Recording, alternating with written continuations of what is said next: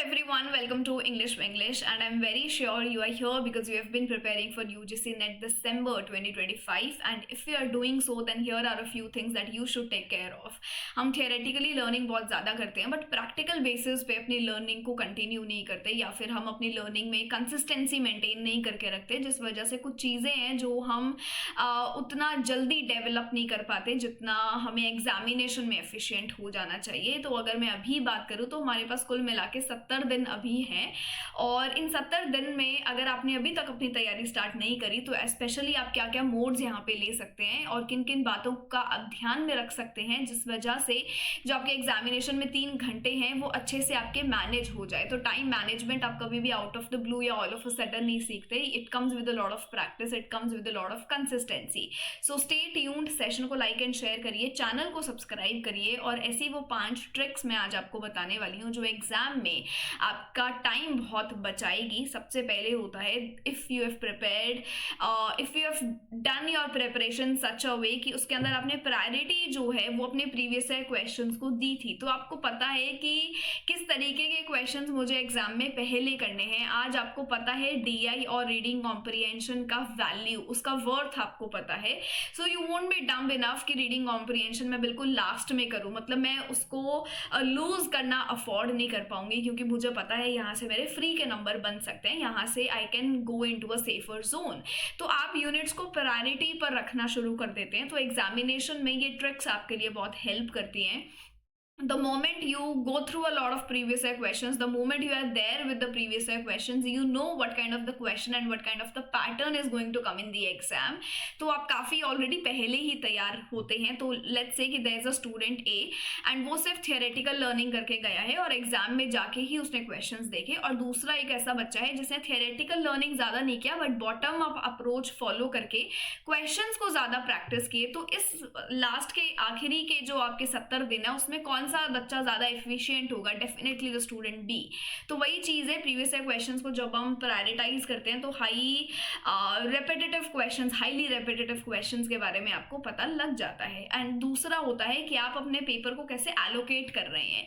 ये भी आपको ऑल ऑफ अ सडन नहीं पता लगता. पहली बार एग्जामिनेशन हॉल में बैठ के पेपर को देखने से समझ नहीं आएगा कि मुझे क्या प्रायोरिटी देनी चाहिए. जब आप अपने घर में 3 घंटे वाला वो जो पूरा पेपर है, जब अपने घर में आप देखते हैं, सॉल्व करने की कोशिश करते हैं, you learn a lot of things, you learn elimination tricks, you learn how to look at the paper, how to solve this paper, how to analyse and how to allocate this paper. मतलब मेरे लिए previous year question paper अगर मेरे पास है तो उसका analysis करना मेरे लिए बहुत इंपॉर्टेंट है. Similarly what I said in the start of the session कि रीडिंग कॉम्प्रिहेंशन के 3 पैसेजेस है, मैं इतना प्रैक्टिकल रहूंगी कि मुझे पता है यहाँ से मैं अपने काफी नंबर सिक्योर कर सकती हूँ, क्योंकि हर पैसेज के 5-5 क्वेश्चन होंगे और एक क्वेश्चन 2 नंबर का होता है. तो अब इतना मैथ्स हम सबको आता है, हम कैलकुलेट कर सकते हैं. तो रीडिंग कॉम्प्रिहेंशन मैं कभी भी लास्ट के लिए नहीं रखूंगी, मैं इसको बीच बीच में सॉल्व करती रहूंगी. अगर मैं DI डेली बेसिस पे प्रैक्टिस करूँ तो यहाँ से मैं अपने 10 नंबर फ्री के ले सकती हूँ. 10 नहीं तो एटलीस्ट 8 तो ले ही सकती हूँ. मैथ्स के अगर मैं कोडिंग, डी कोडिंग, रेशियो वाले, ट्रेन वाले, स्पीड वाले अगर क्वेश्चंस करके चली जाऊँ तो यहाँ से भी मैं सेफर जोन में आ जाऊंगी. तो अगर आपने वो एलोकेशन सीख लिया है और स्मार्टली आप उस टाइम को मैनेज कर पा रहे हैं तो then again it is good for you. Again time management वाली चीज़ आती है, एग्जाम में आपका टाइम बच जाएगा. आपको फिगर आउट नहीं करना पड़ेगा कि मैं क्या करूँ, अब क्या करूँ नहीं, क्योंकि मैंने घर से चीज़ें सॉल्व करी हैं तो मुझे पता है कैसे करना है. थर्ड होता है जब आप क्वेश्चन को देखते हैं तो एक स्टूडेंट A है, उस क्वेश्चन को देखने में बहुत टाइम वेस्ट कर दिया. एक स्टूडेंट B है जो फटाफट से कीवर्ड निकाला और क्वेश्चन को सॉल्व कर लिया. जैसे पेपर 2 इंग्लिश में आपके साथ JRF अड्डा पर लेती हूँ और वहाँ पे हम बहुत सारे क्वेश्चंस सॉल्व करते हैं. So we learn a lot of elimination tricks there, we learn a lot of keywords. Keywords का मतलब है जो स्टूडेंट B है वो घर में भी क्वेश्चन सॉल्व करता था, तो उसने देखा है कि जब ऐसे वर्ड्स आ जाए क्वेश्चन में, ऑप्शंस में, not, only, always, highly significant, all, never, strictly, तो आपको किस नजरिए से वो ऑप्शन देखना है. या तो वो टोटल एलिमिनेट हो जाएगा, जो कि मोस्ट ऑफ द टाइम्स हम एलिमिनेट करते हैं जब ऐसे कीवर्ड्स आपको कहीं दिख जाए, या फिर वो टोटल इंक्लूड होगा आपके ऑप्शन में. आपको काफी स्ट्रेट फॉरवर्ड ये चीजें पता लग जाती है. And you are there, you are able to understand the question in a better manner. तो कीवर्ड्स जब आप स्कैन करने लग जाते हैं तो वो स्कैनिंग जो है वो आप ऑल ऑफ अ सडन नहीं सीखते हैं, वो आती है लॉट ऑफ प्रैक्टिस के साथ, एक कंसिस्टेंसी के साथ। जब आपका एक रूटीन बड़ा एफिशिएंट रूटीन होगा, थियोरेटिकल नहीं है, चीज़ों को आप देख भी रहे हैं, because you are aware that at the end of the day you are not there to solve और you are not there to answer a subjective paper, you are there to answer an objective and an MCQ paper. तो keyword scanning becomes lot more important. अगर जो बच्चे यहाँ पे paper two English से हैं, या पेपर वन में भी बहुत सारी चीज़ें होती हैं जहाँ पे हम बहुत सारे शॉर्टकट्स लर्न करते हैं, तो एक ऐसा बच्चा होगा जो बार बार क्रैम करता है वो चीज़ें, है ना, बार बार हम सिर्फ अपने नोट्स को फ्लिप करते हैं और सिर्फ रट्टा मार मार के चीज़ें लर्न कर रहे हैं। But there would be a student B who has made all those stories, made all those narratives with all those रट्टाफिकेशन वाला सिनेरियो एंड द नैरेटिव्स, की अब उन्हें मजा आता है वो करते वक्त। जैसे फॉर एग्जाम्पल कि मुझे सलमान रश्दी का वर्क ऑर्डर याद करना है, तो एक बच्चा होगा जो उस वर्क ऑर्डर को बिल्कुल रटे जा रहा है, क्रैम करे जा रहा है, और फिर वो अगर एक वर्ड भूल गया तो वो आगे का सारा नैरेटिव भूल जाएगा। But there is a student B who has created a sort of fairy tale और शॉर्ट स्टोरी नैरेटिव अपना क्रिएट कर लिया, उस नेमोनिक अपना नेमोनिक बना लिया है उस पूरे वर्क ऑर्डर के इर्द और गिर्द में रहकर। तो आप अब भूलेंगे नहीं, आप काफ़ी easily R K Narayan, Salman Rushdie, V S Naipaul, Jhumpa Lahiri, आपके R K Narayan, Raja Rao, Charles Dickens, Shakespeare, George Eliot, इन सबका वर्क ऑर्डर का नेमोनिक अब आप बना चुके हैं। So it becomes a lot more easier for you the moment you are there in the questions, the moment you are there in the exam hall।